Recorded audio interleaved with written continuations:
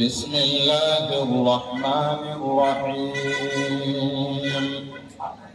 والنجم إذا هوى ما ضل صاحبكم وما غوى وما ينطق عن الهوى إن هو إلا وحي يوحى علمه شديد القوى ذو مرة فاستوى وهو بالأفق الأعلى ثم دنا فتدلى فكان قاب قوسين أو أدنى فأوحى إلى عبده ما أوحى ما كذب الفؤاد ما رأى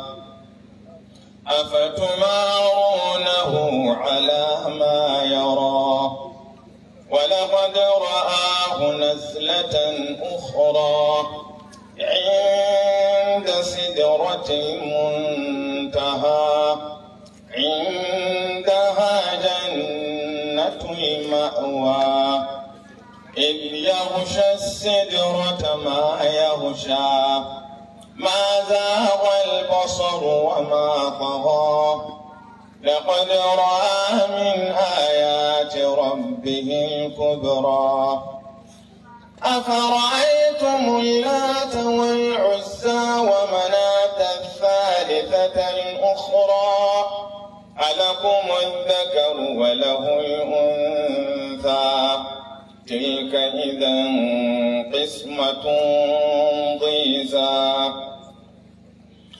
إن هي إلا أسماء سميتموها أنتم وآباؤكم ما أنزل الله بها من سلطان إن يتبعون إلا الظن وما تهوى الأنفس ولقد جاءهم من ربهم الهدى أم للإنسان ما تمنى ولله الآخرة والأولى وكم من ملك في السماوات لا تغني شفاعتهم شيئا إلا من بعد أن يأذن الله لمن يشاء ويرضى إن الذين لا يؤمنون بالآخرة ليسمون الملائكة تسمية الأنثى وما لهم به من علم إن يتبعون إلا الظن وإن الظن لا يغني من الحق شيئا.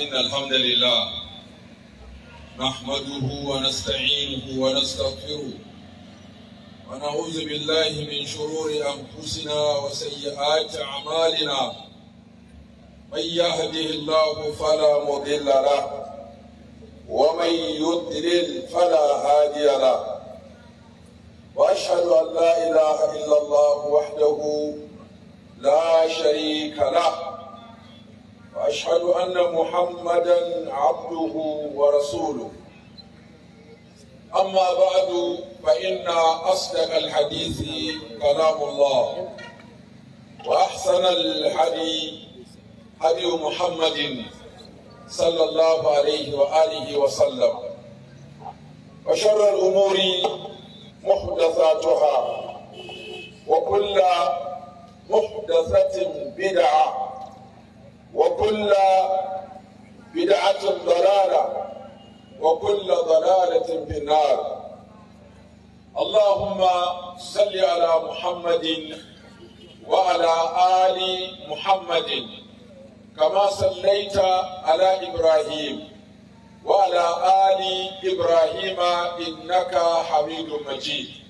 اللهم بارك على محمد وعلى آل محمد كما باركت على إبراهيم وعلى آل إبراهيم إنك حميد مجيد.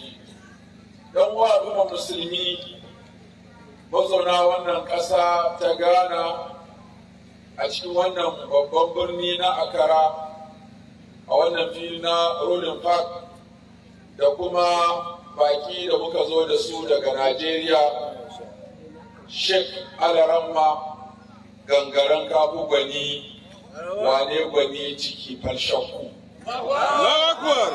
Alaramma Ahmadu Suleiman, Sheikh Dr. Abdullahi Uthman Gadankaya da sauran waɗanda suka rako mu kamar Sheikh Sanusi da amaryarsa Malama Hassana, bisa a jirgi na sa masa Hassan saboda yana tare da Hassana. Husaini da wani samu ai Husaini karamin kenan ko. Yan uwa da suka taro mu da wanda muka haɗu da su a Lagos muka yi zumunta, duk ina muku gaisuwa wacce ta kunshi abu uku. A cikin gaisuwar musulunci akwai abu uku. Na farko akwai aminci. A cikin gaisuwar musulunci akwai albarka.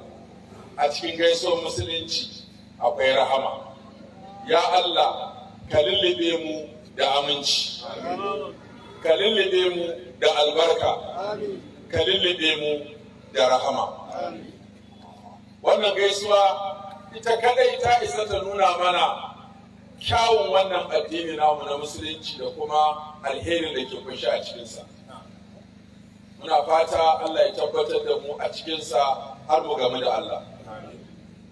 A cikin jawabai masu tsada, gwalagwalan bayani da Dr. Abdullah ya gabatar mana, bayani ne akan manzon Allah sallallahu alaihi wasallam. Akwai abubuwa guda 10 da zan dunkule mana wannan bayani nasa a ciki, sannan kuma na gaya mana wasu abubuwa guda 7 da kowa zai auna kansa da su ana. Idan ka shiga cikin ɗaya daga cikin 7 nan to ka faɗi. Allah ka tsere mu kan ɗaya daga cikin 7 nan. In muna yi kuma Allah ya sa mu tuba kafin mu mutu. Malamai suka ce Annabi sallallahu alaihi wasallam yana da haƙƙi guda 10 a kanka. Haƙƙi na farko wujubul imani bihi. Ka yi imani 100 bisa 100, ka saki jikinka, ka saki zuciyarka, ka gasgata 100 bisa 100 cewa Annabi Muhammad sallallahu alaihi wasallama annabin Allah ne, manzon Allah ne, wanda Allah ya aiko shi da musulunci, ko babu hanyar tsira da shiga aljanna sai an bi shi. Na biyu, wujubu da'atihi, dole ka kudure a ranka cewa bin manzon Allah sallallahu alaihi wasallama shine shiga aljanna. Kullu ummati yadkhuluna aljannata illa man aba. Qila ومن يأبى يا رسول الله؟ قال من أطاعني دخل الجنة ومن أصاني فقد أبى. duk al'umma ta kaf za su shiga aljanna sai wanda ya ce baya so. Aka ce waye zai ce ko baya son shiga aljanna? Ya ce wanda ya bi ni zai shiga aljanna, wanda ya saba min baya son aljanna. Idza amartukum bi shay'in fa'tu minhu mastata'tum wa idza nahaytukum an shay'in fajtanibu fa inna ma ahlaka man kana qablakum kathratu masailihim wa ikhtilafuhum ala anbiya'ihim. idan na ce ku yi ku tashi ku yi, idan na hana ku hannu. Abin da ya halakar da wanda suka gabace ku abu biyu ne, yawan tambaya mara amfani da kuma sabawa, a ce su yi su ki, a ce su bari su ki bari, abin da yasa suka halaka ke. Sannan na hudu, wajtinabu ma naha wa zajar. Idan annabi sallallahu alaihi wasallam shine na uku ko, idan annabi yayi tsawa ya hana abu, to kowa ya tattara ina sa ya daina, domin a cikin yin abin da ya hana a nan halaka take zuwa. Sannan na hudu, ibadatullahi bima shara'a. Kada mutum ya bauta wa Allah sai akan shari'ar manzon Allah sallallahu alaihi wasallam. Abu na biyar, wujubu mahabbati, wajabcin ƙauna ga manzon Allah. Ba ƙaunar kaɗai ba, wajabcin gabatar da ƙaunar manzon Allah sallallahu alaihi wasallama a bisa ƙaunar da kake wa kanka, da ƙaunar da kake wa ɗanka, da babanka, da babanka, da matanka, da iyalanka, da duk duniya baki daya. La yu'minu ahadukum hatta akuna ahabba ilayhi min waladihi wa walidihi wan nasi ajma'in. Babu imani cikakke ga ɗayanku sai ya gabatar da ƙaunata akan ƙaunar da yake wa ɗansa da mahaifinsa da duk duniya baki daya. Abu na shida, wujubu nusratihi wa mu'azaratihi, wajabcin taimakawa manzon Allah sallallahu alaihi wasallama da ƙarfafa manzon Allah sallallahu alaihi wasallama da ci gaba da aikin manzon Allah sallallahu alaihi wasallama. Wannan wajibi ne akan kowane ɗaya daga cikin al'umman manzon Allah sallallahu alaihi wa alihi wa sallam. Sannan wajabcin koyon sunnar manzon Allah, wajibi ne kowane musulmi ya ɗau littafi ya je gaban malami ya koya masa waiwaye manzon Allah sallallahu alaihi wasallama, ya san shi ta ɓangare guda bakwai. Na ɗaya, ya san aqwaluhu maganganun annabi. Na biyu, ya san af'aluhu ayyukan annabi sallallahu alaihi wasallama. Na uku, ya san taqriratuhu abubuwan da aka yi a zamani ko a gaban annabi ya tabbatar. Na hudu, ya san sifatuhul khalqiyya, sifofin annabi sallallahu alaihi wasallama na halitta. Na biyar, ya san sifatuhu al-khuluqiyya, ya san al'adu da ɗabi'o'i da halayen manzo Allah sallallahu alaihi wasallama. Na shida, siratuhu qabla al-ba'sati. Na bakwai, siratuhu ba'da al-ba'sati. Waɗannan abu bakwai ta nan za ka san manzon Allah sallallahu alaihi wasallam. Ka san manzon Allah ta cikin maganganunsa, ka san manzon Allah ta cikin ayyukansa, ka san manzon Allah ta irin abubuwan da aka yi a zamaninsa bai hana ba ko ya goyi baya. Ka san manzon Allah sallallahu alaihi wasallam ta yin siffofinsa na halitta, yadda Allah ya kera shi, ya yi masa tsabar kyau, ya yi masa kyan halitta, ya yi masa kyan hali, ya cika shi famfam ɗari bisa ɗari, ya cika zuciyarsa da imani da ilimi da hikima. Aka wanke zuciyarsa da ruwan zanzam a lokacin da yake ɗan shekara 4 da lokacin da za ta yi Isra'i. Sannan ka san siran manzon Allah da tarihinsa kafin a aiko shi waye shi, bayan an aiko shi waye shi. Sannan bayan an aiko shi kashi biyu, rayuwarsa a Makka bayan an aiko shi shekara 13 da rayuwarsa a Madina bayan an aiko shi shekara 10. Me yi a shekara 13 Makka, me yi a shekara 10 Madina, yana ida safon Allah subhanahu wa ta'ala. Sannan na bakwai, wajabcin girmama duk wani abu da ke da alaƙa da manzon Allah sallallahu alaihi wasallama, wanda suka haɗa matan annabi da 'ya'yan annabi da jikokin annabi da dangin annabi musulmi. Duka waɗannan wajibi ka girmama saboda annabi. A girmama matan annabi, a girmama ɗan annabi, a girmama jikan annabi sallallahu alaihi wasallam. a girmama dangin manzon Allah sallallahu alaihi wasallama musulminsu. Abin da ya sa muka ce musulminsu ai Abu Lahab da Allah ya saukar da sura su kutum ya tsine masa, ai in ka duba ta bangaren jini ai ammi yake ga manzon Allah sallallahu alaihi wasallam. Me ammi? Baffa. Me baffa? Da baban manzon Allah Abdullahi da shi kuma Abu Lahabin ubansu ɗaya shine Abdul Muttalib. Kun ga ta ɓangaren jini shi Banu Hashim ne, kuma ta ɓangaren ɗaukakan nasaba sharifi ne, amma sai rashin shiga musulunci ya share matsayin wannan gaba ɗaya. Sana abu na takwas, ka girmama sahabban manzon Allah sallallahu alaihi wa sallam.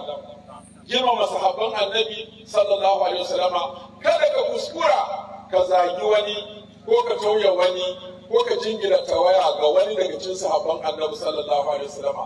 In ba haka ba la'ana za ta hau kanka, sai Allah ya tsire ma albarka. Man sabba ashabi fa alaihi la'natullahi wal mala'ikati wan nas ajma'in.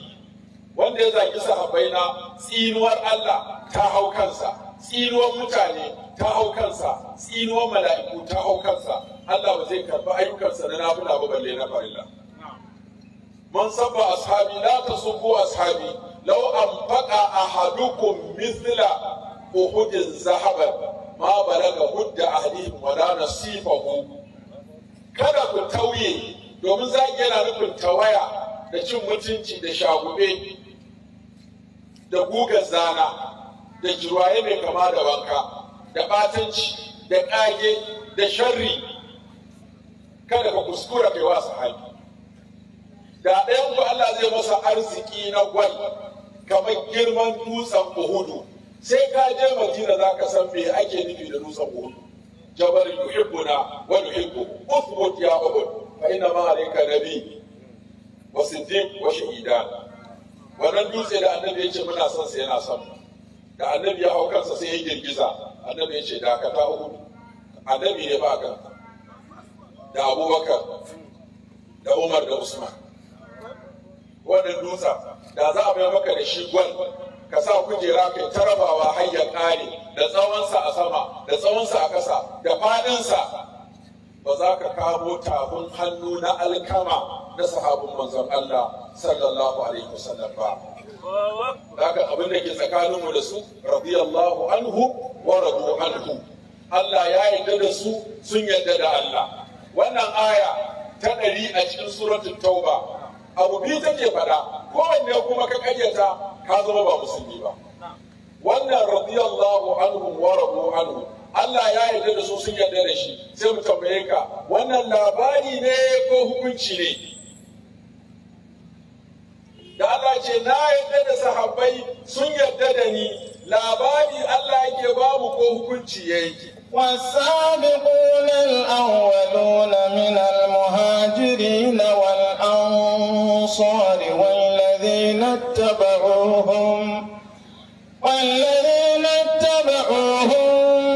بإحسان رضي الله عنهم ورضوا عنه وأعد لهم جنات تجري تحتها الأنهار خالدين فيها أبدا ذلك الفوز العظيم. wannan aya da Allah rabba ya karanto ita ce aya ta 100 a cikin suratul Tauba.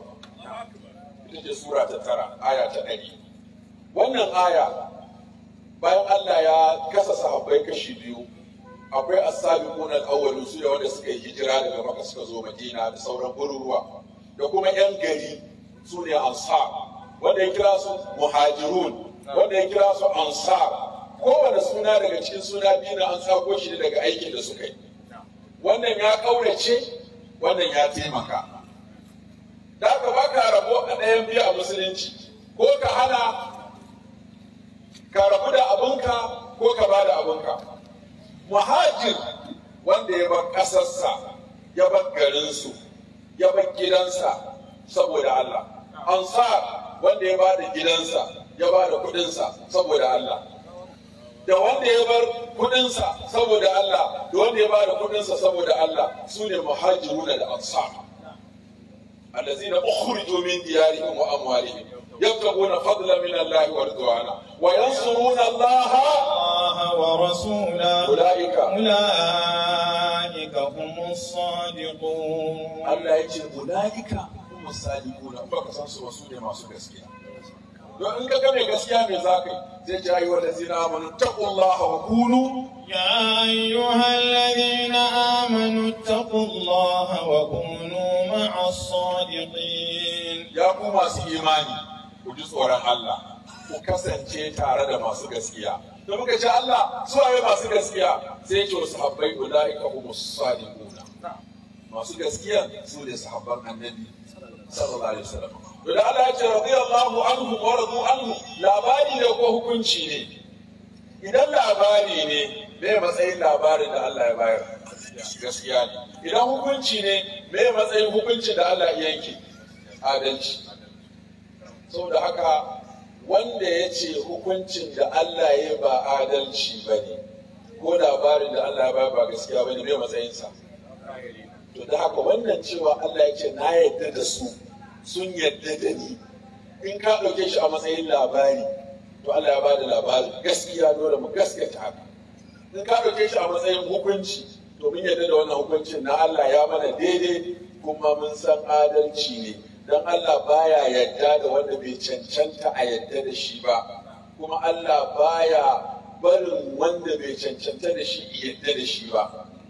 da haka an samu yadda daga bangare nawa? daga bangare biyu. Allah bai ce sun yadda da ni ba, da wani sai ce ai to shi bai yadda da su ba, ko kuma ya ce na yadda da su, da wani ya ce to ai su su yadda da Allah ba, sai Allah ya ce sun yadda da ni, na yadda da su. kai ko me naka?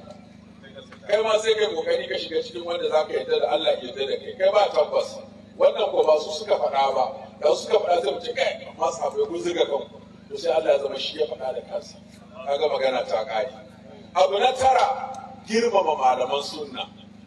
yana cikin haƙƙin annabi sallallahu alaihi wasallama masu ci gaba da karantar da sunna a mutunta su, a girmama su, domin su ne magada annabawa. al-ulama'u warathatul anbiya.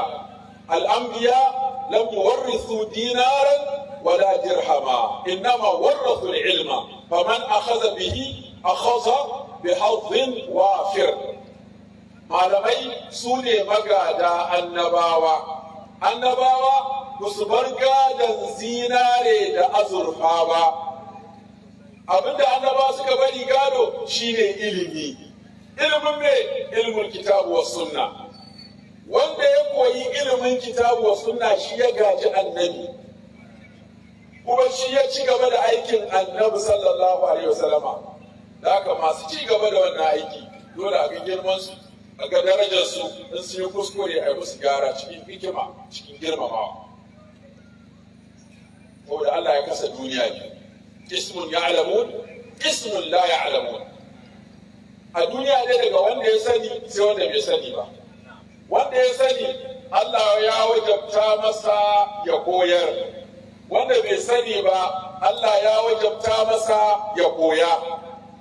to idan malamai suka ci gaba da koyarwa, wanda baya sani bai sani bai ci gaba da koyo, to duniya za ta zauna lafiya. amma aka rasa ɗaya daga ciki, ga mai neman koyo amma babu mai koyarwa, ko ga mai koyarwa amma babu masu koyo, an shiga matsala. Isa ce fas'alu ahla dhikri in kuntum la ta'lamun. in ba ku sani ba ku tambayi wanda ya shina. man su ila an ilmin fakhatamahu uljima yawm al-qiyama bil jamin nar. wanda aka yi masa tambaya akan ilimin da ya sani ya danne, Allah zai masa linzamin wuta ranar alkiyama. haka wannan yana cikin abinda ya zama haƙƙi na manzon Allah sallallahu alaihi wasallam.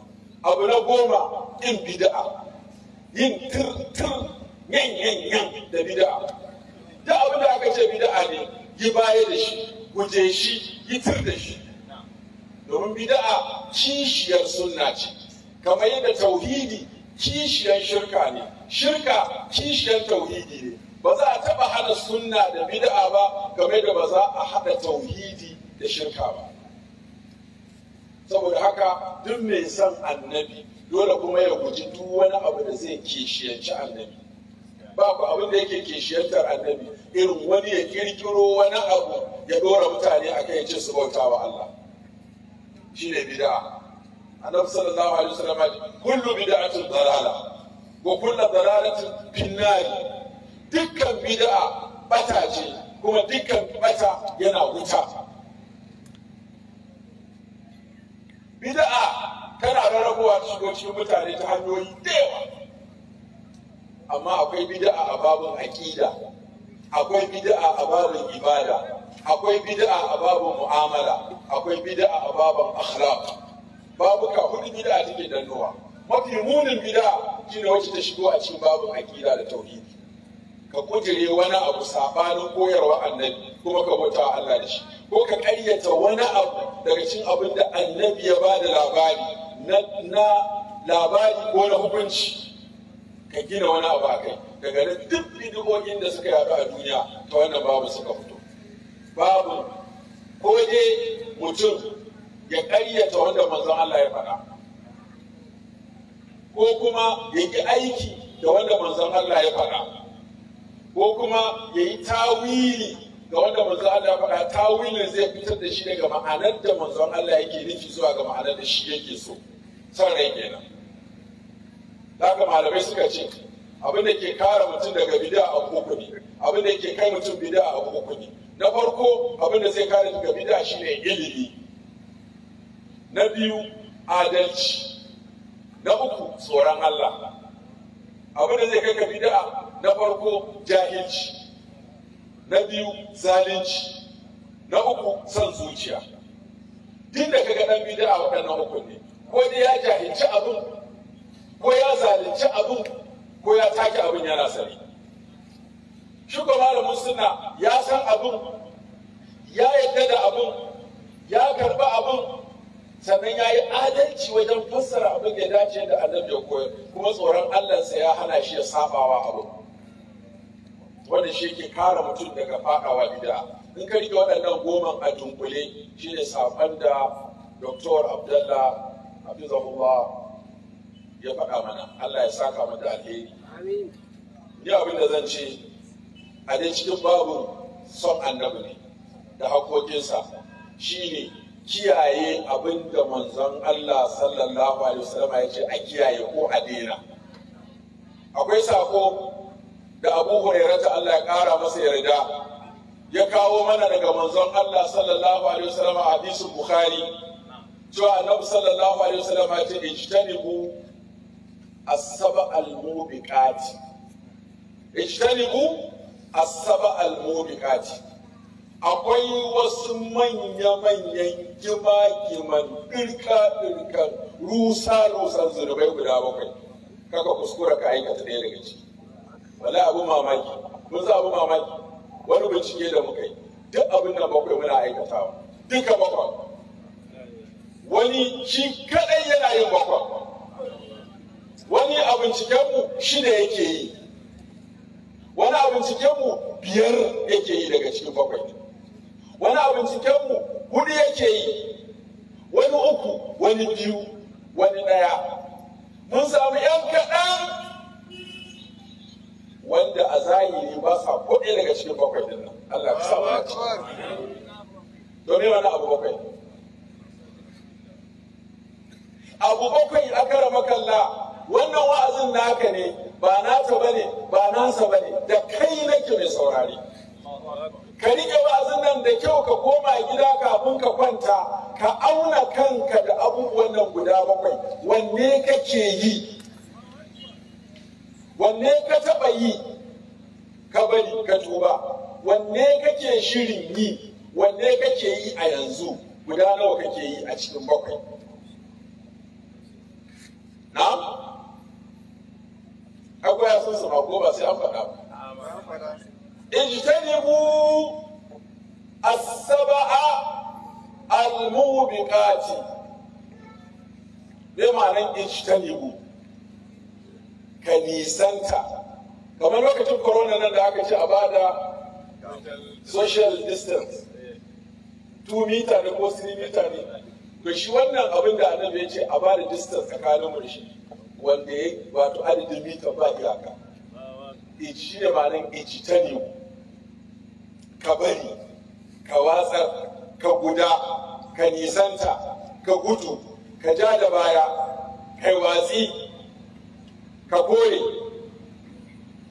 wasu abubuwa guda bakwai ba dukan ba iya abubuwan da suke halakawa kenan ba amma Allah ya raba ka da bakwan nan ana tsara ragowa ma za ka basu kuma bakwan nan kowanne akwai nassin aya a cikin alkur'ani da ya yi magana akan bakwan nan abu na ɗaya al-ishraku billah malam kana shirka al-ishraku billah abu na ɗaya daga cikin abu bakwai da in kana yi ka halaka shine haɗa Allah da abokin tarayya. Me ma'anan haɗa Allah da abokin tarayya. Dole ka san Allah, ka san abokin tarayya, kuma ka san yadda ba a haɗa su. Shi ne ta'arifin guda uku ne. In ba ka san su ba, za ka mutu kana shirka ba ka sani ba. Kuma a zo lahira ka ce wallahi rabbina ma kunna mushriki. Allah mun rantse wallahi ba mu shirka ba kuma kai al-ishraku billah ka san Allah ana sanin Allah ta hanya uku fi rububiyyatihi cewa shi kadai yayi halitta shi kadai ya mallaki halitta shi kadai yake gudanar da halitta in ka rike wannan uku to ka tsaya akan ma'anar rububiyya na biyu fi uluhiyyatihi ka san Allah shi kadai ya cancanci bauta duk wanda aka bauta wa ba Allah ba to an saka bauta inda bai kamata ba sannan na uku fi asma'ihi wa sifatihi Allah yana da sunaye yana da siffofi yana da ayyuka to waɗannan siffofin da ayyukan na Allah da sunayen babu wanda ya kama da Allah a cikinsu shi kadai ne a sunayensa shi kadai ne a sufofinsa shi kadai ne a cikin ayyukansa baya karɓar abokin tarayya waɗannan babuka guda uku shi ne ma'anan korewa Allah abokin tarayya abokan tarayya na mun lissafa su mun ga guda 10 ne su abokan tarayya guda 10 ne waɗanda bincike ya nuna cewa in mutane suka ki bautawa Allah shi kadai to nan wurin suke fadawa shi ko fadawa cikin shirka kafin faɗi waɗannan abokan tarayya guda 10 mutum yana fadawa shirka ne in ma dai a cikin ayyukan nan ka ce wani ne daban ba Allah ba yake yin su ko ka ce a'a wani ya yi tarayya da Allah a cikin abin da Allah yake banta da shi ko ka ce wani yana taimakawa Allah a cikin abin da Allah yake banta da shi kamar ka ce wani yana taimakawa Allah ya kashe ko yana taimakawa Allah ya raya ko ya yi tarayya da Allah wajen kashewa ko ya yi tarayya da Allah wajen rayawa ko kuma a'a shi yake rayawa ma ba Allah ba ko ya yi tarayya da Allah ko shi yake raya ba Allah ba ko kuma yana taimakawa Allah wajen kashewa da rayawa ko me yi wannan abu to bari ku ji su duk masu shirka da Allah ta babu nan 10 suke shigowa na ɗaya akwai masu bauta mala'iku shi da ya tashi yin shirka sai ce wai mala'ika shi ma a bauta masa yadda ake bauta wa Allah shi sa Allah zai kira mala'iku ya tambaye su a haƙula iyaku kanu ya abudun قالوا سبحانك أنت ولينا من دونهم بل كانوا يعبدون الجن أكثرهم بهم مؤمنون lahira Allah zai tara mala'iku ka san waye mala'ika wata halitta ce da Allah ya ta da haske ka san mala'ika wanda bai taba sabawa Allah ba ka san mala'ika shine wanda baya ci baya sha haka Allah ya halicce shi babu mace mala'ika babu da ba jika mala'ika ba sa yin tsatso ba sa haihuwa ko ba wanda ya san adadin su sai Allah ko ba sa karɓar umarnin kowa sai Allah. Akwai wani masallaci a sama daidai Ka'aba yake sunansa Albaitul Mamur. Kullum mala'ika 70,000 yake shiga yi ibada in ya wuce gobe kuma wani ce za ta fi. Jibu ma haka gata ma haka. Ba san yaushe aka fara ba, ba san yaushe za a kare ba, ba san daga ina suke zuwa ba, ko ba san sun yi sallah ina suke tafiya ba. Za a zo da wutar jahannama ranar alkiyama. Mala'ika biliyan 4 da miliyan 900 ne suke ɗauke da wutar jahannama. So da ya ce tana da zima 70,000, kowane zima mala'ika 70,000 yake rike da ita. Kaga 70,000 sau 70,000 shine biliyan 4 da miliyan 900 adadin mala'ikun da za su ɗauko wutar jahannama. Amma tana ƙoƙarin kuskewa. Allah kaka samu shiga jahannama. Ba wanda ya san ba mai alamtunu da rabbika illa. Ranar da Allah zai tashe su gaba ɗaya sai ya ce wa mala'iku, waɗannan su ne suka kasance gare ku suke bauta, su ce subhanaka, ba tsarki ya tabbata gare ka, wa isa, bal kanu ya abuduna aljinna, ba mu suke bauta ba, aljanu suke bautawa. Kun ga mala'ika yayi ne, ya kubuta. Kenan duk wanda ya bauta mala'ikan ba ruwansa, bai sa shi ba, bai san shi ba, bai ma gan shi ba, ba su wata yarjejeniya ba su ta haɗuwa ba, in ma sun haɗu bai san sun haɗu ba. Kun ji ɗaya, to na biyu akwai masu bauta wa mutane. Mutanen nan akwai masu bauta a annabawa, akwai wanda suka bauta a annabi Isa, akwai wanda suka bauta a Uzairu, akwai ma masu bauta a annabi Muhammad sallallahu alaihi wasallam da sauran annabawa. Dan za su zo su ce shi yake kashewa, shi yake rayuwa, ya ba su ko ya hana su. To waɗannan annabawa Allah zai tambayi su ranar kiyama, ku kuka ce a bauta muku, su ma annaba su jawawa. Aka ba da misali da annabi Isa, a anta qulta lin nas ittakhizuni. وإذ قال الله يا عيسى ابن مريم أأنت قلت للناس اتخذوني وأمي إلهين من دون الله قال سبحانك ما يكون لي أن أقول ما ليس لي بحق إن كنت قلته فقد علمته تعلم ما في نفسي ولا أعلم ما في نفسك إنك أنت علام الغيوب. Kun ga Annabi Isa alayhi salatu wassalam, in Allah ya tambaye shi, kai kace a bauta mata a ba ruwana, a tambaye su na ce ku bauta, ta ne ku bauta wa Allah shi kai ku hada shi da abokin tarayya. Annabi yayi me? Annabi Isa yayi me? Annaba sun yi me? Sun kubuta. Nawa kenan? Biyu. Sai masu bautawa aljanu, to ana aka samu matsala. Aljanu sun gaya mana su iri biyu ne, akwai musulmi akwai kafirai, akwai salihai akwai waɗanda suke ba salihai ba. Su suka faɗa da bakinsu, Allah ya kaito mana a suratul jinni. Don haka a cikin mutane ma akwai irin wannan nau'in. A cikin mutane akwai musulmi akwai kafirai, a cikin mutane akwai nagaru akwai gurɓatattu. To gurɓatattun mutane suna haɗa kai da gurɓatattun aljanu sai a haifar da shirka. Inna lillahi wa inna ilaihi raji'un. Sai a haifar da shirka. Kaga mutum yana bautawa aljani, tsuntsun burbura, inna uwasu mai dankobar haza in fulani mai kokuna, sarki alaji, a ce musu iska, a ce musu wato fatalwa, a ce musu dodanni, a ce musu mutanen boye, duk aljanu ne, a ce musu ruhanai, duk wannan dabbara ce, duk aljani ne, ba wani ruhani aljani ne, ba wani mutanen boye aljanu ne, ba wani barahaza aljana ce, o malamin ruhanai, mai shaidanu ne? Shaidanu ne. Akwai littafi da ake koyan alaƙa da aljani. A cikin littafin ba zan gaya muku sunansa ba, amma a cikin littafin kowane shafi ka bude za ka sunan aljani da irin sunan da za ka kira na aljani da abin da za ka yanka masa da irin turaren da za ka yi bayyana.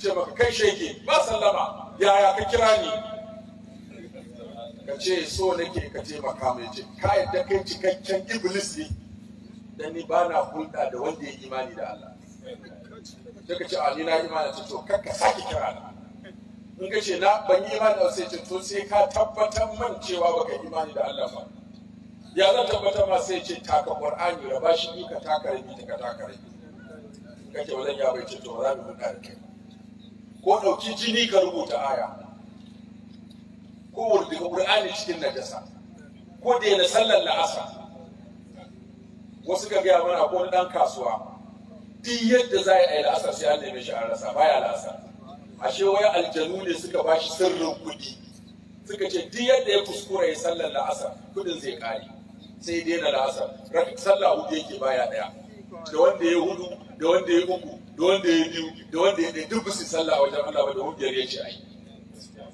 shi ɗan ya hana shi ɗaya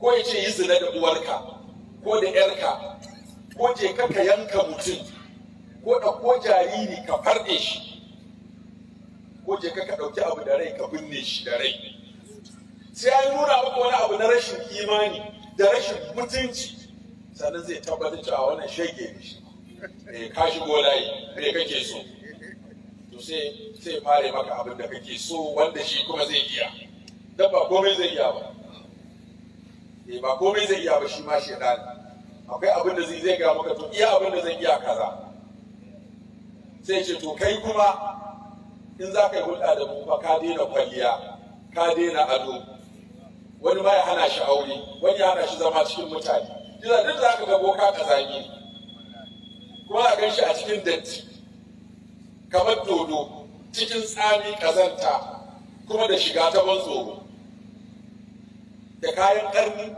da kayan tsami da kayan wari da kayan samami da kayan ɗoyi duk a nan za ka ga bokaye suke karewa to a nan ne shirka ta yawa a babin alaƙa tsakanin shekaru da mutane kun ji uku to akwai kuma masu bautawa rana da wata Allah ta'ala ya ce la tasjudu lish-shamsi لا تسجدوا للشمس ولا للقمر واسجدوا لله الذي خلقهن إن كنتم إياه تعبدون. الله تعالى يقول ومن آياته خلق السماوات والأرض ومن آياته الليل والنهار والشمس والقمر ومن آياته الليل والنهار والشمس والقمر لا تسجدوا للشمس ولا للقمر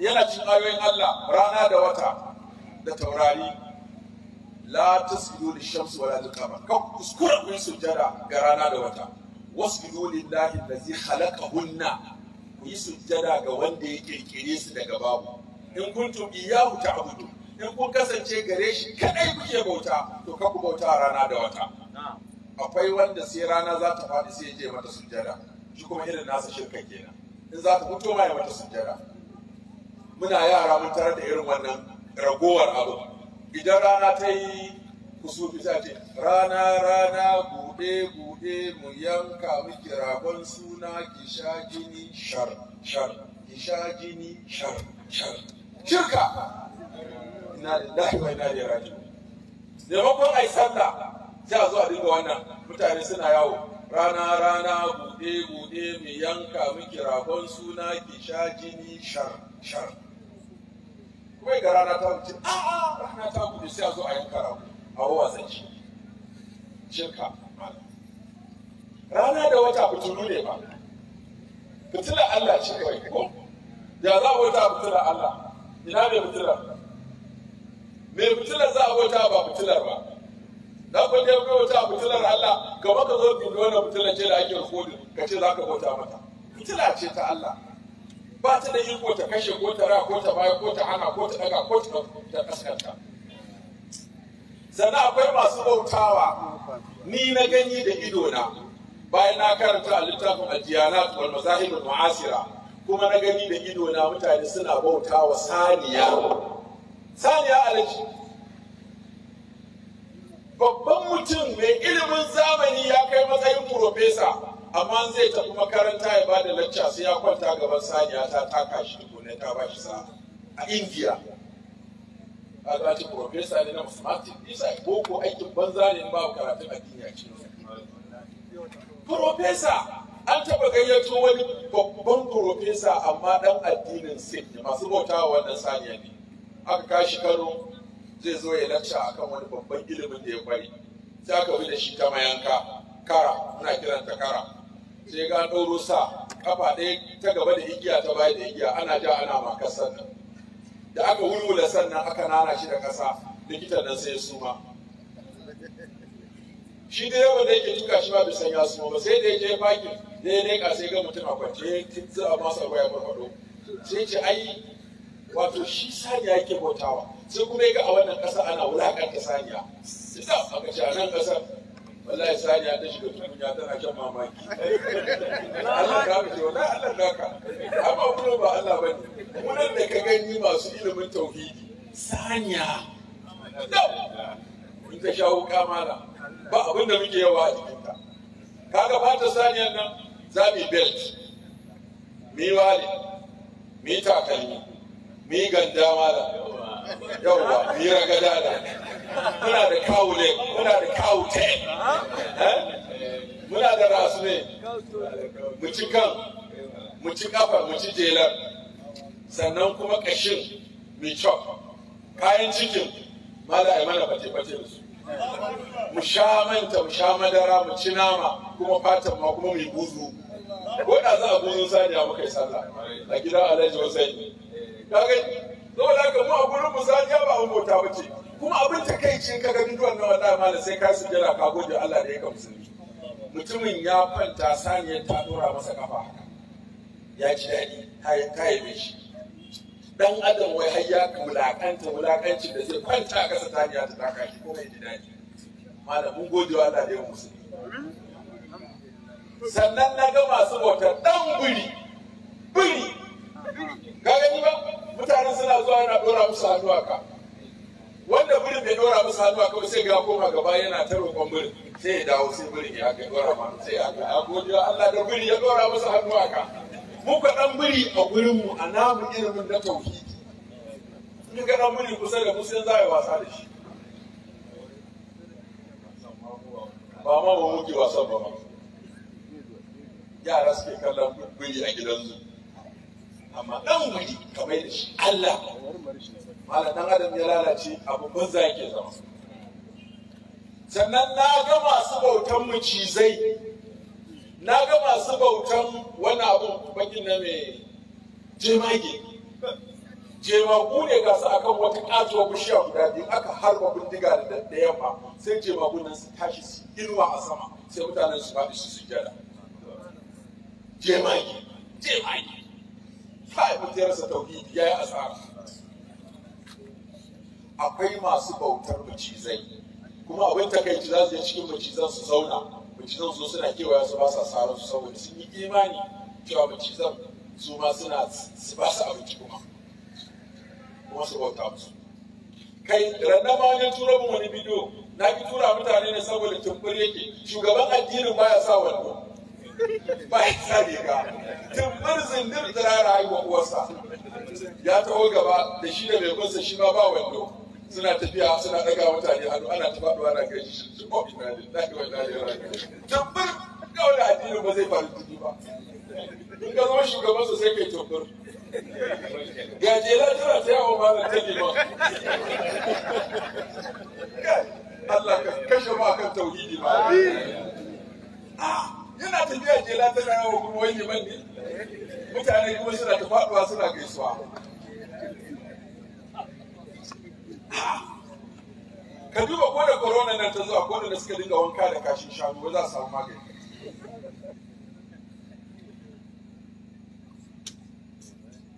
Mala ko da shirka su shine su je kabarin waliyai. Wannan da ido na daga an tura bidiyon wani ya je kabarin wani shi yana cewa ya kai ni wannan kabari. Akwai fa damuwa, kasuwa ta tsaya, ƴata ba ta samu aure ba, ɗana ya kan gari, ya kai ma abocin wannan kabari da kake kwance ka taimaka. Na ce ina wane kai wane shi din nan ma fa aya ce, ya mutu an masa kabari an binne shi. To ai muna ba Allah bane. In ya isa ya ture wa kansa mutuwa, in ma ban da amsul basiratin ji mai ahalari, yaya za ka je kabari ka ce wai mai kabarin waye maka gafara ko biya maka bukata, alhalin shi yake bukata kuma kai masa addu'a. Mu a sunna mun je makabarta addu'a muke wanda yake cikin kabarin. In mun je kabarin annabi mu masa sallama, assalamu alayka ya rasulullah, jazakallahu anna wa anil muslimina khairan. Sai annabi ya ce wa alayka assalamu wa rahmatullahi wa barakatuh. Mu yi wa Abubakar sallama, mu yi wa Umar sallama, mu wuce bakiya mu je mu musu addu'a, mu wuce Uhud mu je mu musu addu'a. Mu haka muke ziyara sunna. Amma ziyarar makabarta a bida mutum kan kabarin zai je ce ya kai ma abokin wannan kabari ina da damuwa ka yaye mu. Yayi maka. Shi yayi wa kansa mana. Ya fito da kansa daga nan. Allah mu ne ya kashe shi, Allah mu ne ya sa shi a wannan kabarin kuma yana nan yana masa hisabi, wataƙila ma don mutane ba ka san ma kabarin waye ba. Wata rama abin takaici a wata ƙasa, wani bature kafiri ya zo yana mai da mutane kafirai. Sai mutuwa ta zo masa sai su yi bayi guda uku. Sai ce wa bayin, zan yanta ku bayan mutuwa ta, amma abin da nake so in na mutu ku ɗebi kuɗi na kaɗan ku yi min kabari kuwa, kabarin kwalliya. Ku shiga gari ku ce wa mutane kabarin waliyin Allah ne. Malam bayin nan bayan batura nan ya mutu suka ɗebi dukiyar gaba ɗaya, suka ware ɗan kaɗan, suka yi makabari, suka yi gini, suka yi sumunci, suka yi rubutun larabci, sai suka sa kayan laraba suka shiga gari. Na ce ha za wali min auliya Allah, wali min auliya Allah, jari laikum bi mana famata ala tsayi. Wani wali ne ya zo muku daga wata ƙasa zai kawo muku ziyara, iyaye muku damuwa, sai Allah ya sa ya mutu a hanya. Ta'alu ila kabari. Sai jama'a suka zama malam, sai da aka shekaru ana bauta kabarin na matsayin wali a shi wani kafirin bature. Shi yasa dan kodiyo yake ruba kabari yuzar sahibu hukin nar. Da yawa za a je kabari ana neman gafara, wanda yake cikin ba shi na mako yana wuta. Da aka tsakaninmu da kabari sai dai mu ce Allah musulmi ne kai magafara, in kabari ne ka kara masa azaba.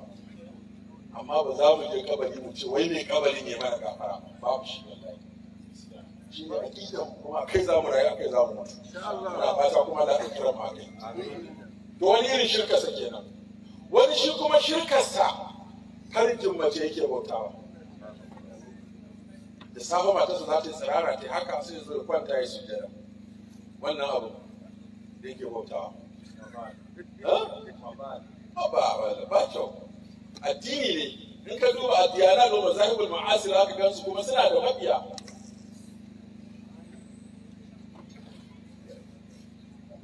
Malamin mutum ya lalace fa, shi kenan, ba yi da wani amfani. Duk da nake da Allah ya wa ɗan adam ka zo kana bautar, malam masu sin suna nan, masu wane ne suna nan, addinai daban-daban. Kuma wai duk sun ɗauka wannan wai shi ne Allah, ko shi ne zai biya musu bukata, ko shi yake raya su, ko nasarorin da suke samu a duniya ta hanyar nan. To na ƙarshe wani kuma zuciyarsa yake bautawa. أفرأيت من اتخذ إلهه هواه وأضله الله على علم وختم على سمعه وقلبه وجعل على بصره غشاوة فمن يهديه من بعد الله أفلا تذكرون.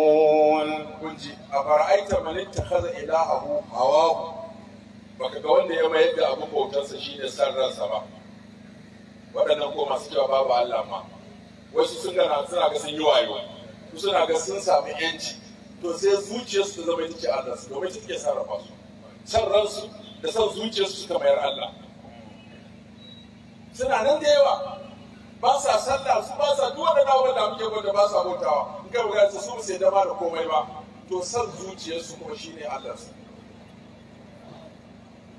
Dan me Allah ka abinda zai sa ka yi abinda zai hana ka ka hannu shine san zuciyarka. to su abin da suke bautawa san zuciyarsu shine abin bautarsu. Don haka yan uwa, tauhidi a nisanci shirka, domin Allah ya fito ya gaya wa duniya cewa kowane zunubi kake komai girmansa in ka mutu ka je lahira Allah zai yafe maka, amma ban da shirka. Me Allah ya ce?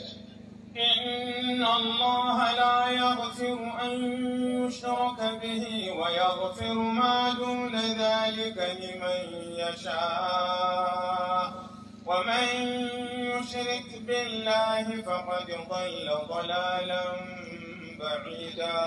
إن الله قلوبة إن حرف توكيد ونسب مشبه بالفعل ينفع اسمه وينفع منين ينصب الاسم وينفع الخبر. wannan inna ana zuwa da ita malamai su ce mana hakika ko su ce dahir ko su ce lalle ko su ce tabbas. Inna Allah lalle hakika tabbas dahir Allah la ya gafiru baya gafara an yi shiraka bihi in an haɗa shi da abokin tarayya. La ya gafiru ishraka bihi baya gafircewa yi masa shirka baya yafewa. Shi ne ma'anar an yi shirka bi ma'anar ishrak, ai masa shirka ba zai yafe ba, amma ba sai mutum ya mutu. In ka tuba kafin ka mutu ka daina shirka Allah zai yafe ma, amma in kana yin shirka mutuwa ta same ka wallahi tallahi ba kai ba aljanna har abada. Annabi sallallahu alaihi wasallam ya ce Bilal tashi kai kira ka ce ba wanda zai shiga aljanna sai mu'mini. Allah ka samu mutu da tauhidi, ka samu mutu da imani, ka samu mutu akan sunna. Sannan Allah ta'ala ce wa man yushrik billahi fa ka'annama kharra. Wa man yushrik billahi fa ka'annama kharra min as-samaa'i fatakhtafuhu الطير أو تهوي به الريح في مكان سحيق. ومن يشرك بالله wanda ya hada Allah da abokin tare baka annama kharra min as-sama, kamar ya rikito daga sama. Malam ka rikito daga sama ina ga bayan mutum ya rikito daga sama, sama ma ba a zurfinta da tsawonta ba, kawai ya rikito daga sama. Baka annama kharra min as-sama. Sannan ka san kharra ba fa ka taho da kafa bane, ka taho da fuska da ko ka taho da ka ka wuntsuro daga sama shi ne kharra min as-samai. Sannan me zai faru? Yana shawaki sai shi fatakhtafu tayy. Sannan ga irin manyan tsuntsaye na gaggafa, su shirwa, su shago, su mikiya, suna bincika sun ga nama, wannan ita can, wannan ita fitar. Au tahwi bihi rihu, ko iska ta dinga shawaki da shi. Fi makanin sahiq ay ba'id, ta cilla shi wani guri mai bala'in nisa. Haka Allah ya kamanta wanda yake shirka, saboda ba reshi ba makoma sai wutar jahannama. Ana ko da an ce wutar jahannama aka siffanta daga haka cewa jahannama ranar alkiyama aka zira mutum kafin ya je ƙasa shi ya shekara 70 yana sawaki. An zira mutum jahannama kafin ya tarar da ƙasanta sai ya shekara 70 yana shawaki. Allah kaka samu mutum yana shirka. Da kun ji da Allah ya ce zai mai da masu shirka, ya ce duk aikinka, dukkan aikinka wallahi in kai shirka ya rushe. ولقد أوحي إليك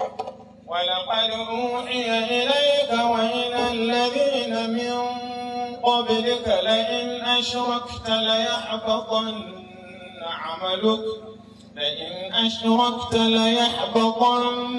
عملك ولتكونن من الخاسرين. بل الله فاعبد وكن من الشاكرين. ولقد أوحي إليك وإلى الذين من قبلك الله جنا بك وحي ناي وحي da wanda suka gabace ni.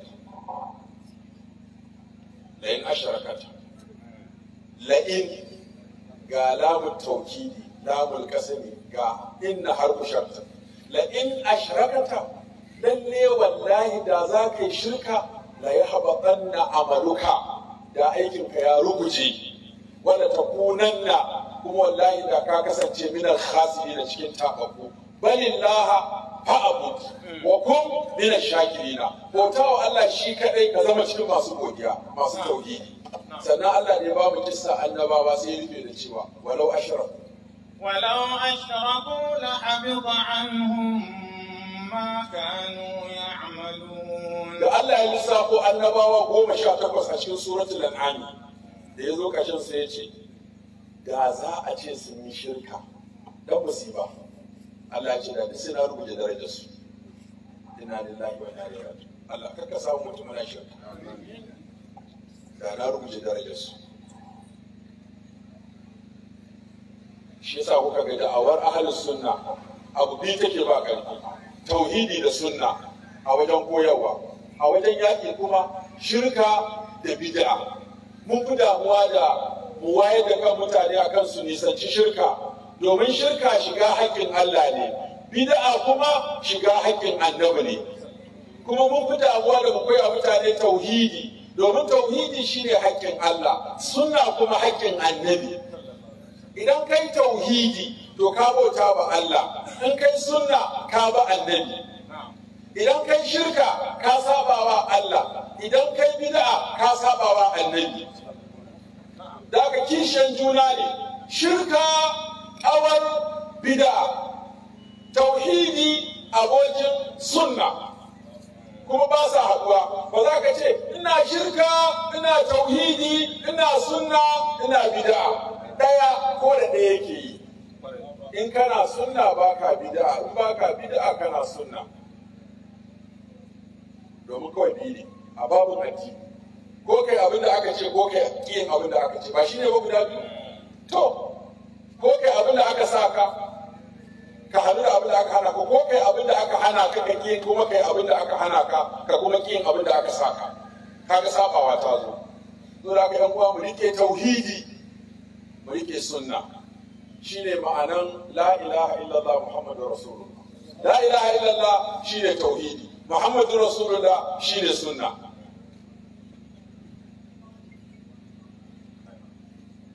ana ji ko to nan da ɗayan za mu tsaya ragowar hudun kawai sunan su zan faɗa akwai sihiri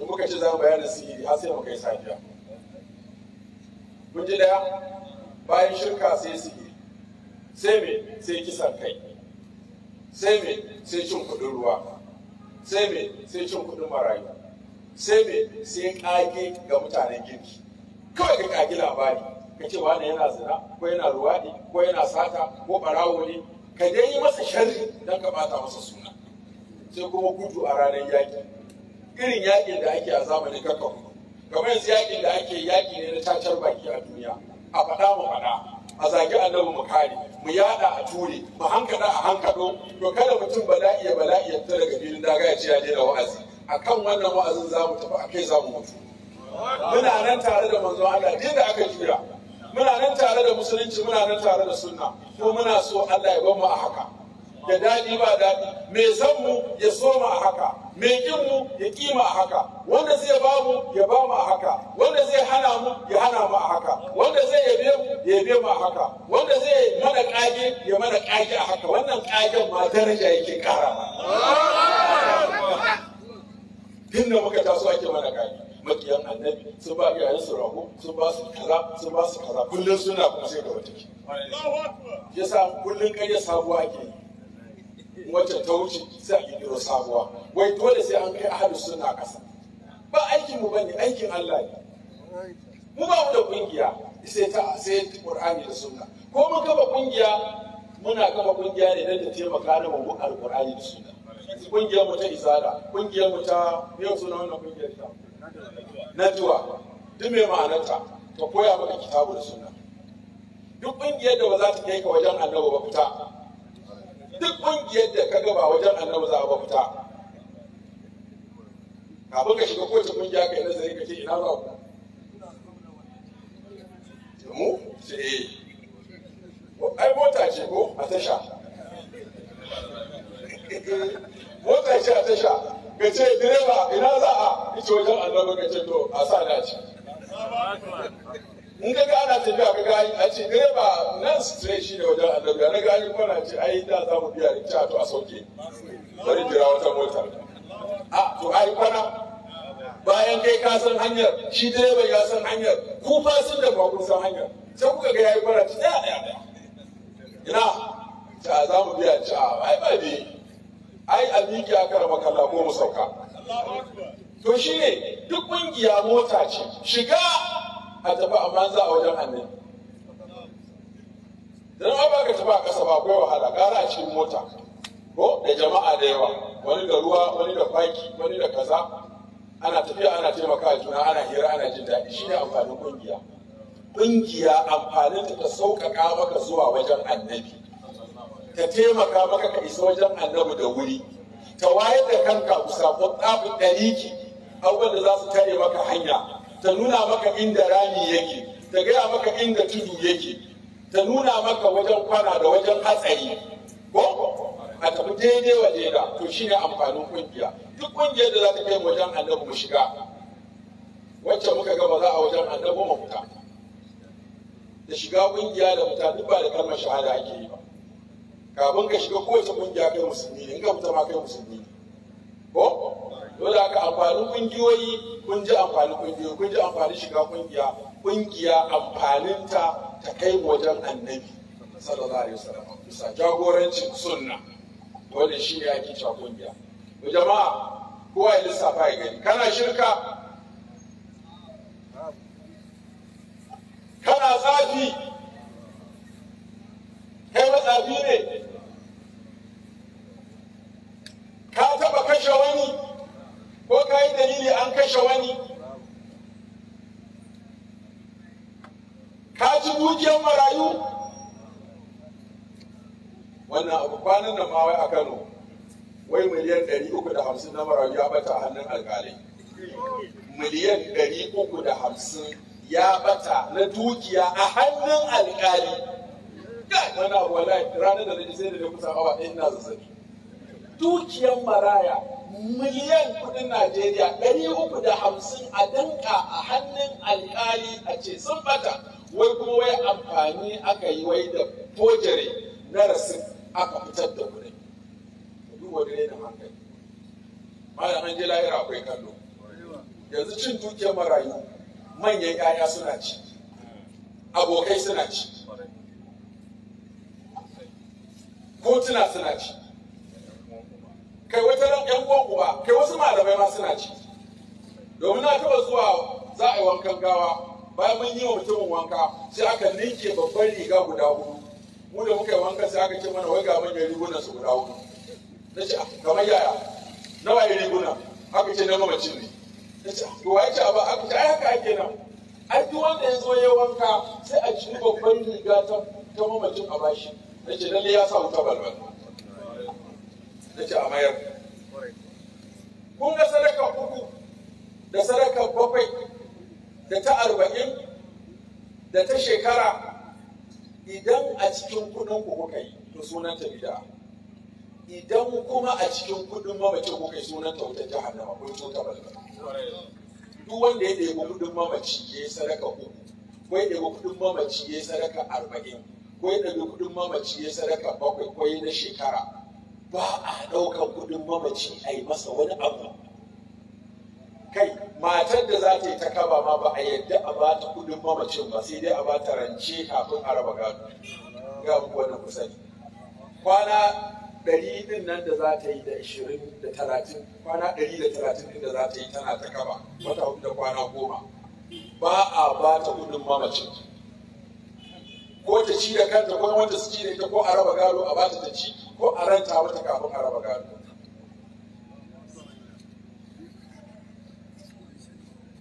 akwai manyan 'ya'ya da sai su ci gaba da hawa motar mamaci su ci gaba da cin abincin mamaci su ci gaba da sha tufafinsa da zuwa kanti suna juya dukiyarsa suna ɗiba riba a ciki ba tare da izinin ƙanana ba tare da amincewarsu ko sa hannunsu duk wuta balbalci إن الذين يأكلون أموال اليتامى ظلما إن الذين يأكلون أموال اليتامى ظلما إنما يأكلون في بطونهم نارا وسيصلون سعيرا. وكن جبا wanda ya ci dukiyar maraya ya ci wuta balbal. Yau cin dukiyar maraya har alƙalai ma ci suke yi.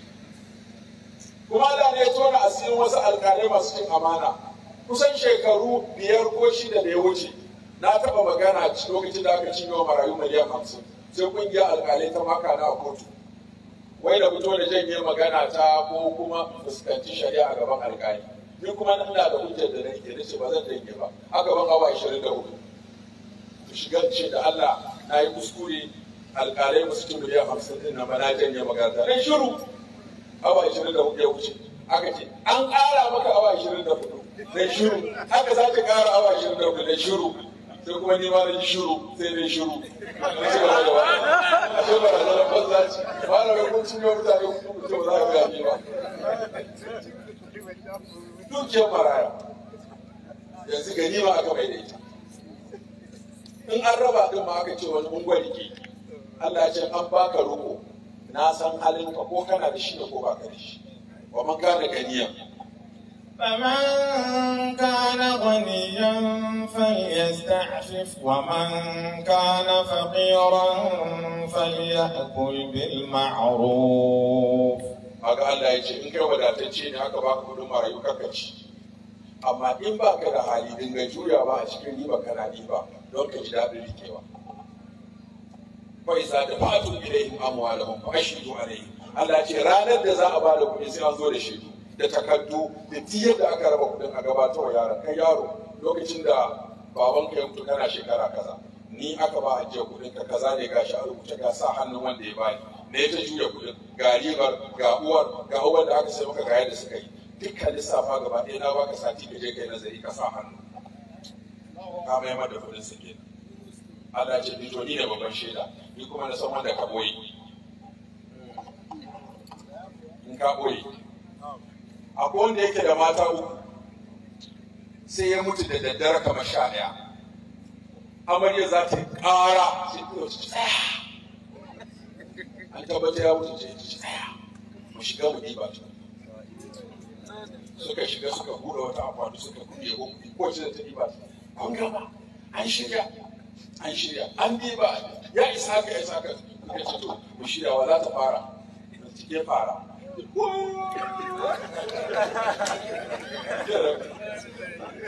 sannan suka sanar da duniya ta ba kowace ta ɗiba ta aji na da na raji akwai wanda bai ya rasu kafin a gama shirya shi har yara sun fara rigima akan motoci ba kowace zai ɗauka akwai wanda kuma kafin a yi bakwai har an fara waya da matarsa da wani akan waye ya kama. Salamu alaikum hajiya, hajiya mutu ko. To ina bace. To kaji ma da ai bakwai. Ai alhajiya kada wani ya riga ni ne. Kaji ai bakwai. Allah addini nan ban ba shi kari ke wallahi ka shiga. Jama'a in muka ce za mu dauki wannan guda bakwai kowanne dai wallahi ba zai ishe mu ba. So dan ka faɗaɗa shi sai mu kwana muna yi. Kuma ba gama bakwai ba amma dai kun fahimci cewa akwai safanni guda 7 zan dunkule su shirka kada kai shirka Allah ka tsare maka min shirka sihiri tsafi Allah ka sa mutum na tsafi kashe wani ko dalilin kashe wani Allah ka sa mu zama dalilin mutuwa wani ba gaira ba dalili cin dukiyar marayu Allah ka tsare maka mu cin dukiyar marayu cin kudin ruwa Allah ka tsare mu da kudin ruwa kazafi da kage da sharri ga wani bai yi ba bai ji ba bai gani ba Allah kaka sa mai wani kazafi kaka sa aiman gudu a ranar tara addini da kare shi Allah kaka sa mu gudu a filin daga din da ake daga kare sunna ko kare addini Allah kaka sa mu ja da baya wannan su ne sakonnin guda 7 abin da na faɗa daidai Allah ya bada lada inda ne kuskure ko da tuntuban harshe Allah ka yafe mu wanda kuma ya ji muna nan har gobe wanda ya ji a cikin jawabi na akwai wani kuskure ko wani abu da yake bukatar gyara amana ne ya gyara mu ni kuma amana ne in gyara mu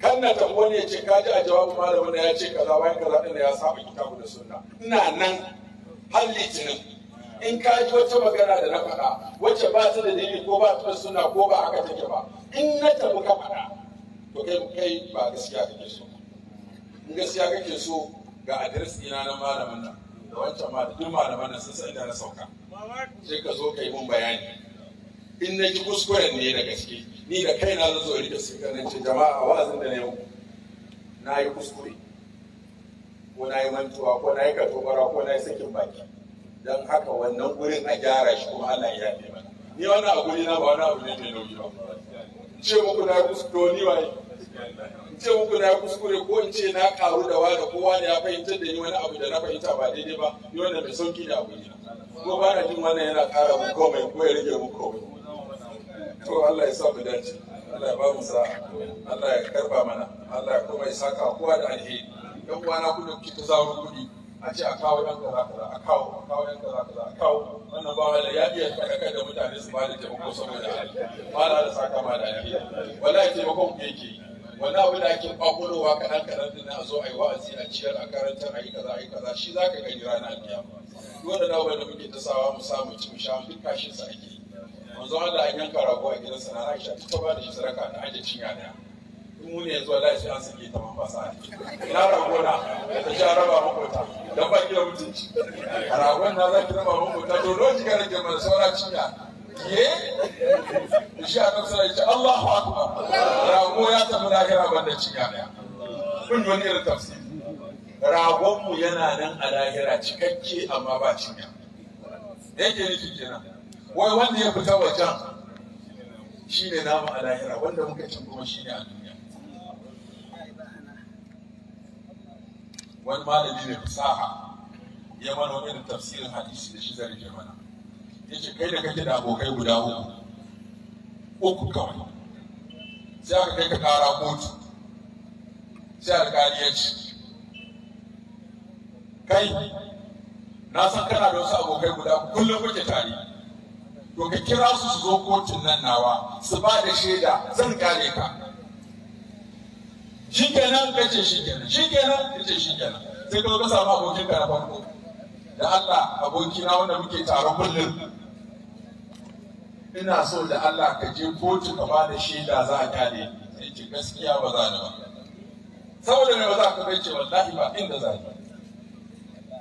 duk da wanda muka yi da kai ce duk da wanda muka yi ba matsala ka shiga ba ne nawa a ciki aboki ce ya aboki ba za ka bai ce ba za ni ba shi ke nan mun bata ce mun bata mun rabu ya ce mun rabu ba ni ba ka ce ni ma ba ni ba ka ji abokin farko wani aboki ne aboki na biyu sai ka ce ana son za a yi min shari'a a kotu an ce kawo ka shaida sai ce mu je ana zuwa bakin kotun sai ya tsaya ka ce shigo ce ba zan shiga ba shigo ce ba zan shiga ba ai yanin za to an baka shiga ba amfani ci to ai na dinzo shiga ne ba zan ba sai tsaya ana ka ji abokin ka na biyu abin da ya ma aboki na uku sai ya ce mu je kuka shiga ya je gaban alƙali ya ba da shaida lalace abokan da na uku kana da hankali wanda ya kamata ka ba muhimmanci na ƙarshe ko to bari ku je da suke sai ce ya tuba ulmayyati salasu mayyita salasu abu uku yake bin mamaci fa yarjal ithnani wa yabqal wahid sai bi su dawo gida ɗaya ya tsaya domin zai dawo ɗaya zai tsaya sai ce akwai aikinka akwai dukiyarka akwai iyalanka kun ji uku wanda ba za shi ko ina ba bayan mutuwar ka shi ne dukiyarka wa kuka taba gani an binne da kuɗi musulmi wa kuka taba gani an ɗauki jakar siti ko jakar gwal ko naira ko sterling pound an je an saka a kabarinsa na daga nan za a bar dukiya in ma da zobe mai kyau cirewa ake yi a cire hula a cire rawani a cire komai a kawo fari a yau mutum sutura da shi ko ga wannan shi da dukiya wanda ya ce ba inda za shi din nan to shi da dukiya wanda ya ce mu je bakin kotu shi ne iyalanka su suke da saraka ka ina bakin kabari amma ba za su shiga ba masoyinka a ranar shi ne mai kyau a ƙara ƙasa masoyinka shi ne mai kyau a toshe can ƙara ƙasa kai ƙara ƙasa kaga can wurin ya ɗan ƙara yawa nan daidai nan ƙara shi ne masoyi wanda ya ki shiga amma yana cewa ƙara ma ƙasa su ne masoyanka da iyalanka wanda iya daidai ka ciki shi ne aikinka idan Allah yanzu a muka fi munanawa a cikin rayuwarmu aikinmu wanda zai bi mu kabari shi muka mummuna nawa. Wannan hadisin sai mai hankali zai gane shi. Allah ka gane da mu, ka raya mu akan tauhidi da sunna, ka raba mu da shirka da bid'a. Subhanakallahumma wa bihamdik, nashhadu an la ilaha illa anta, astaghfiruka wa atubu ilayka, wa la hawla wa la quwwata illa billahi al-aliyyil azim. Ya Allah, ka biya wa kowa bukatarsa. Duk wanda yake da wata damuwa a nan, Allah ya yi masa. Wanda duk yake da bakin ciki a nan, Allah ya yi masa. Wanda duk yake da ciwo, Allah ya yi masa.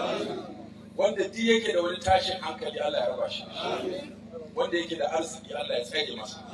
Wanda ba shi da shi, Allah ya ba shi. Wanda yake da aure, Allah ya musu albarka, ya zaunar da su lafiya da matarsa. Wanda yake da aure yake da tashin hankali, Allah ya shirya su da iyalansa. Wanda ba shi da aure, Allah ba shi da kwarai. Wanda yake bako ne, Allah ya ba shi bukatar da ya zo nema ya mai da shi inda ya zo lafiya. Wanda yake iyayensu suna da rai, Allah ya sa su cika da imani. Wanda iyayensu suka rasu, Allah ta'ala ya kai rahama kabarinsu. Waɗanda suke da 'ya'ya masu ladabi da biyayya, Allah ya ƙara musu ladabi da biyayya. Wanda suke da 'ya'ya kan gararru, Allah ya shirya da su. Wanda suke da 'ya'yan da za su wa aure, Allah ya sa su samu miji na kwarai. Duk kowa sana'ar da yake da aikin da yake da kiki, Allah ya sa masa albarka a ciki. Allah muna roƙonka ka raya mu akan sunna da tauhidi. Ka kashe mu akan sunna da tauhidi. Ka tashe mu a tutar sunna da tauhidi. Allah ka raba mu da shirka da bid'a. Allah ka sa kanmu mutu muna shirka muna bid'a. Allah ka tashe mu cikin masu bid'a da masu shirka. Allah ka raya mu rayuwa mai kyau. Ka ba mu karshe mai kyau. Ka sa mu gama da duniya lafiya. Subhana rabbika rabbil izzati amma yasifun wa salamun alal mursalin walhamdulillahi rabbil alamin.